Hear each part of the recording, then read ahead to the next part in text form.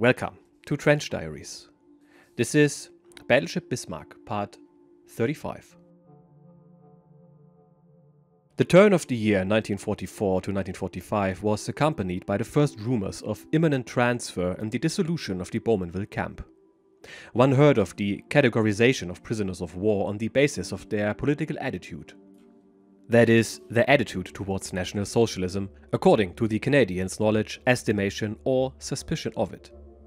The majority were assigned to Group B, the so-called Greys, which signified the average fellow travelers. Group C would consist of the Blacks, the seemingly fanatical, incorrigible Nazis, and Group A of the Whites, the so-called anti-Nazis and Democrats. Where the Canadians found the criteria for categorizing individuals, we did not know. The course of previous interrogations, the tenor of letters, the observations of guards, and perhaps also winks from one or another German must have been the basis of it. At the beginning of February of 1945, matters had progressed so far that 162 officers, the obvious Blacks, were transferred to the CB camp in Alberta. The Blacks in the far west, the Greys in the Midwest, and the Whites in the eastern part of the country. Such was roughly the geographical distribution.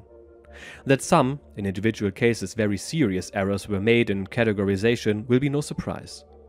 Our Greys, 187 in number, were transferred to Wainwright in the Midwest at the beginning of April, and the remainder, the Whites, 174 officers and other ranks, myself among them, to the Grande Ligne camp in the province of Quebec.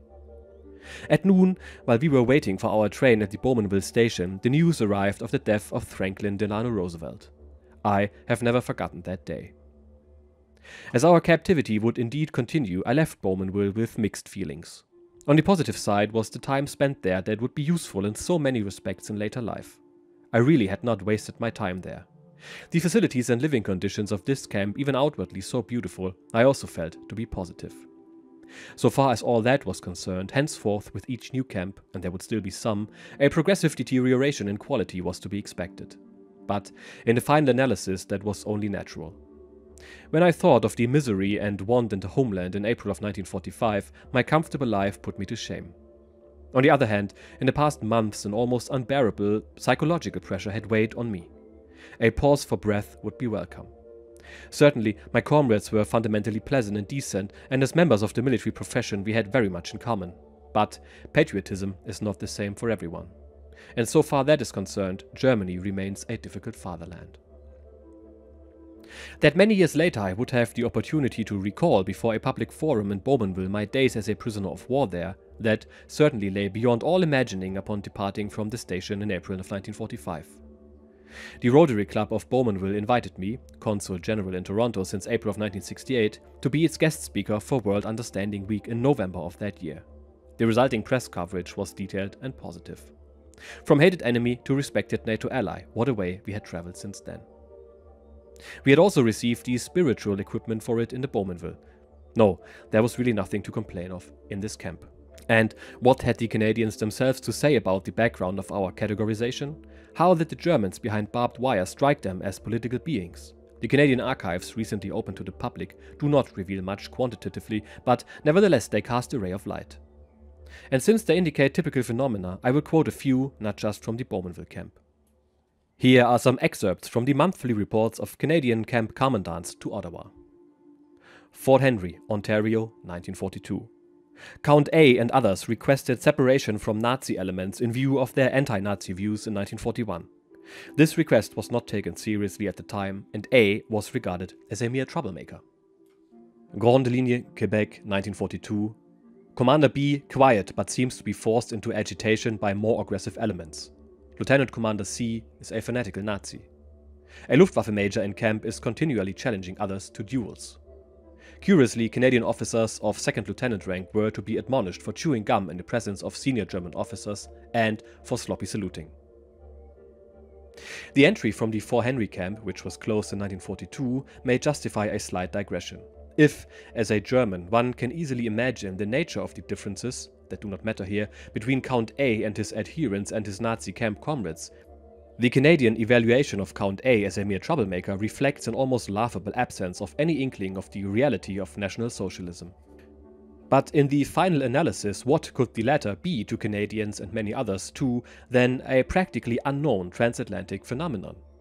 We can scarcely wonder that peoples who never experienced fascism themselves could have no idea at all of the circumstances under which it attained and asserted power. And had that not even been the case with England in 1939, when, in the face of the highly advanced German rearmament, she remained far too weak, unready for war, and still intensely absorbed in the idea of the League of Nations? Had not Chamberlain himself clung to this dream of peace in our time even after the Munich Agreement and after Hitler's craving for territorial expansion in Europe had become so obvious? For much too long, England had viewed Hitler, granted not much differently from many circles in Germany itself, as a figure, albeit a curious one, of German politics in the traditional national interest, and not as the sadist in power, the apostle of conquest and the destroyer of freedom, which he was above all else. For too long, the British had not paid heed, had not wanted to pay heed to the protests of those Germans who saw Hitler as the beginning of a national catastrophe. What had Fritz Günther von Tschirschky, a patriot whom conscience drove from the diplomatic service and his homeland after Hitler's mass murders in the summer of 1934, learned as an emigrant in London of British opinion of Nazi Germany late in the decade? He said, "In conversations with important persons in British political and social life, I was repeatedly pained that I was given to understand, you and your group have failed with your politics. Now, you are only attempting to disseminate a completely negative impression, indeed hatred, of the regime ruling in Germany." I must repeat, it pained and shook me to the core how in England at that time most people stuck their heads in the sand. They did not want to see, they did not want to believe what really happened in Hitler Germany. And how much less were such insights to be expected in far distant Canada? And then to recognize, to understand the nature of political differences between the Germans through the additional filter of barbed wire? Hardly conceivable. Yet all this was really no wonder in a world that had long been accustomed to see, in place of statesmen conscious of their responsibilities, only partisan politicians at work. So it really had to take proportionately longer to discover a hubris there, where she had to be found, to understand the revolt against her there, where she showed herself. Seemingly cast into oblivion, lost, was what one Briton had at an early date recognized and expressed. Sir Horace Rumbold, we have already met him, British ambassador to Berlin from 1928 to 1933. He had read Mein Kampf in good time and very closely. On April the 26th of 1933, after only 3 months of Hitler rule, in his 5,000-word Mein Kampf dispatch, he had reported on Hitler and the Germans, compared book and reality, and analyzed them. It read as such. The parliamentary regime has been replaced by a regime of brute force. The prospect is disquieting. Revival of militarism, the new regime is determined to entrench itself in power for all time. Hitler himself is, with good reason, a profound believer in human, and particularly German, credulity. The outlook for Europe is far from peaceful. Hitler's thesis is extremely simple. Only brute force can ensure the survival of the race. Intellectualism is undesirable. What Germany needs is an increase in territory in Europe. Germany must look for expansion to Russia, and Colonel Heer is, or rather was in 1929, surprisingly candid. The abandonment of the policy of submission to the Allies does not involve war at a moment's notice, though it does mean war in the long run. There is something oddly reminiscent of the Tirpitz period in the present state of things. The problem before the naive exponents of National Socialism is even more difficult than that which confronted Admiral von Tirpitz. The problem of 1905 was the construction of a fleet sufficiently powerful to challenge Great Britain at sea without being caught out before the task was completed. The task of the present German government is more complicated. They have to rearm on land, and they have to lull their adversaries into a state of coma. However, from the beginning, Rumbold's realistic appraisal of the Nazi regime had not met with the corresponding understanding of his government and amongst the British press and public. After the conclusion of the Reich Concordat with the Holy See in July of 1933, The Times wrote, "Herr Hitler is certainly not devoid of ideals. He undoubtedly desires to re-inculcate the old German virtues of loyalty, self-discipline, and service to the state. Herr Hitler will win support which may be very valuable to him if he will genuinely devote himself to the moral and economic resurrection of his country." More and more, Rumbold's warnings were put aside. After his death in 1940, Anthony Eden wrote his widow, "I have always deplored and always shall the decision that moved Sir Horace from Berlin, where he was doing such wonderful service. No one ever had a clearer perspective of the dangers, and his dispassionate but far-seeing analysis of things to come should have earned the reward of a fuller understanding at home." Now back again to the impressions and reports of the Canadian camp commandants from the files of Ottawa. General Summary 1943 to 1944. From the continuous surveillance of the prisoners of war, intelligence officers were attached to each camp's security staff. The monthly reports contained numerous extracts from letters sent to the prisoners from Germany. The reports placed great weight on the regularity with which the prisoners attended camp church services, which were held about every 3 weeks. The Canadians repeatedly expressed concern at the irregularity and lack of German participation in these services. Grande Ligne and Sorel, both in the province of Quebec, came into the foreground as camps to which, at the appropriate time, the prisoners classified as white or light grey would be moved. The Seabee in Alberta and Wainwright in Saskatchewan camps are designated for the reception of the blacks, alias incorrigible Nazis. Bowmanville, May 23, 1944. The camp commandant. A German prisoner is being ostracized. It was unknown if a sort of Gestapo existed in the camp, but he enclosed a list, which cannot be located today, of the political firebrands. The following are designated ardent Nazis: Lieutenant General C, Lieutenant Colonel D, Commander E, Lieutenant Colonel F, and Majors G, H, and I. The Ottawa archive also indicates that the Canadians had apparently obtained a copy of the secret guidelines of the senior officer at Bowmanville concerning conduct and discipline. The separation of the so-called whites from the blacks was decided on in the fall of 1944. The black officers were sent to Seabee, the other black ranks to Gravenhurst. According to one report in February 1945, the blacks were transported from Grande Ligne to Seabee, and 200 whites, including General von Ravenstein, moved from Bowmanville to Grande Ligne. Canadian correspondence suggests that the whites would be repatriated before the blacks. More reports. Grande Ligne, October 1944 to February of 1945. The intelligence officer says, Harakiri clubs have been formed in camp. Lieutenant Colonel K, Major L, and Captain M intend to murder the whites and commit suicide after the German defeat. Bowmanville, April of 1945. Subject: POW Security Bowmanville, DND Army Interoffice, Correspondent Secret. Transfer of 174 POW officers and 32 other ranks on April 12, 1945. According to this report, some prisoners had gone to great pains to be regarded as grey or white. The greys in particular did all they could to maintain or improve their status. For example, large numbers of diaries were encountered from which many pages had been ripped out. A report reads, several German officers took advantage on the day of the transfer to converse with Canadian officer personnel. The latter were particularly impressed with the sincerity and whiteness of 4 POW officers. It is suggested that psychological warfare might give consideration to the employment of the following officers. It was in the year 1955 that, as a member of the German delegation to NATO in Paris, I met a Canadian who belonged to the international staff of that organization. He said, Müllenheim, I remember your name very well. You know, during the war I was assigned to the Central Prisoner of War Administration in Ottawa when you were at Bowmanville. We thought that you were personally in danger and considered individually transferring you from the camp. But then we backed off. Maybe it wasn't such a good idea and could be harmful to you in the long run. I replied, your restraint was correct. I would not have accepted the offer of a protective transfer. Such things must be borne inside the barbed wire. Grey on grey was what we saw on the day of our arrival at Grande Ligne, our new camp near Montreal. Its buildings, a 3-story stone structure with a central section and wings on both sides, and a little brick building had once served as a boarding school, a separate, typically Canadian wooden house as the headmaster's residence.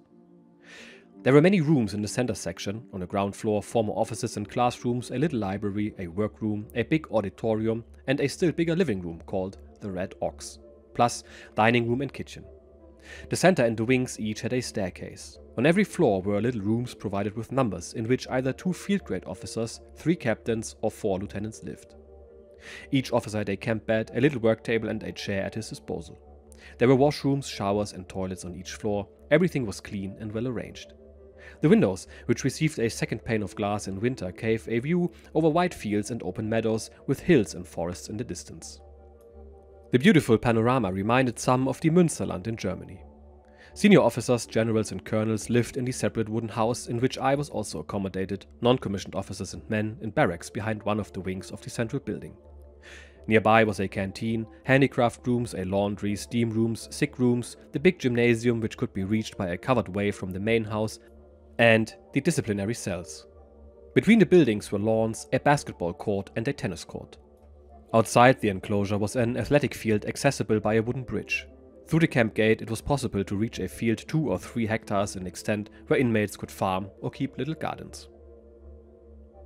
Generalleutnant von Ravenstein, now camp leader, thank God, ran in a letter sent from Grande Ligne to Germany in April 1945, and I shared that feeling.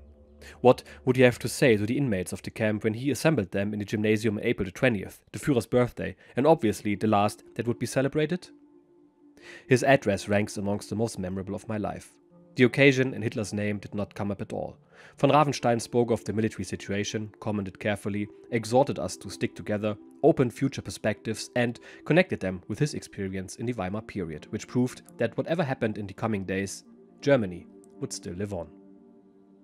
We listened silently, almost breathlessly. The hall stayed quiet even as we were leaving.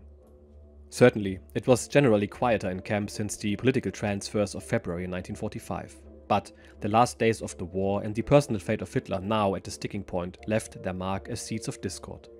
Von Ravenstein had to walk a rhetorical tightrope, and he accomplished it brilliantly.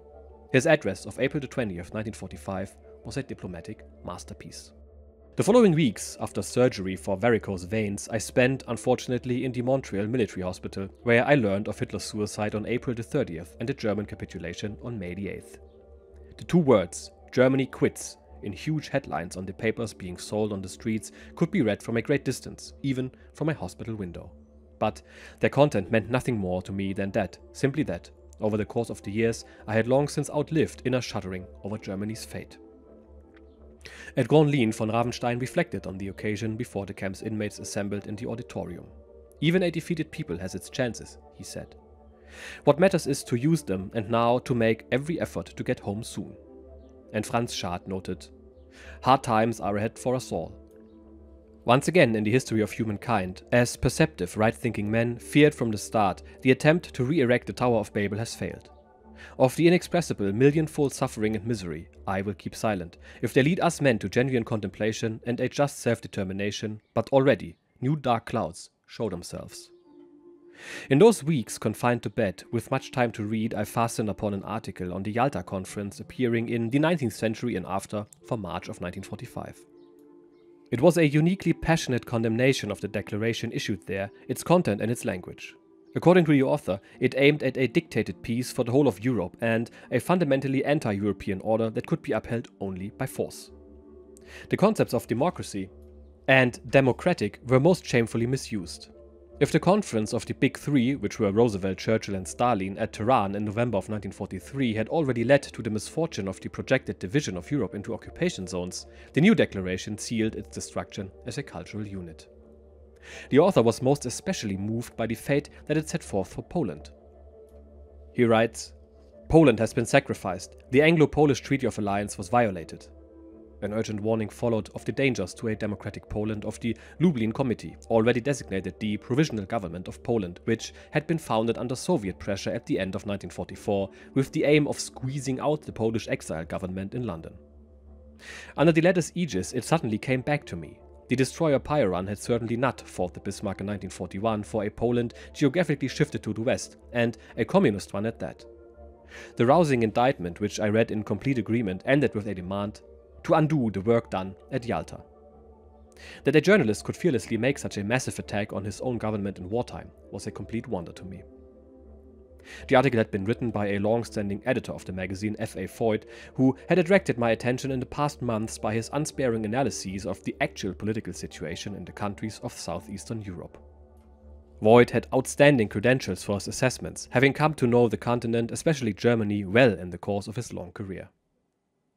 Already in the 20s and early 30s he had written reports from the Manchester Guardian on German topics, on the SA stormtroops in Brunswick in 1932, the Nazi terror in Germany in March 1933, the position of the Jews in Germany in January 1934, to name only a few.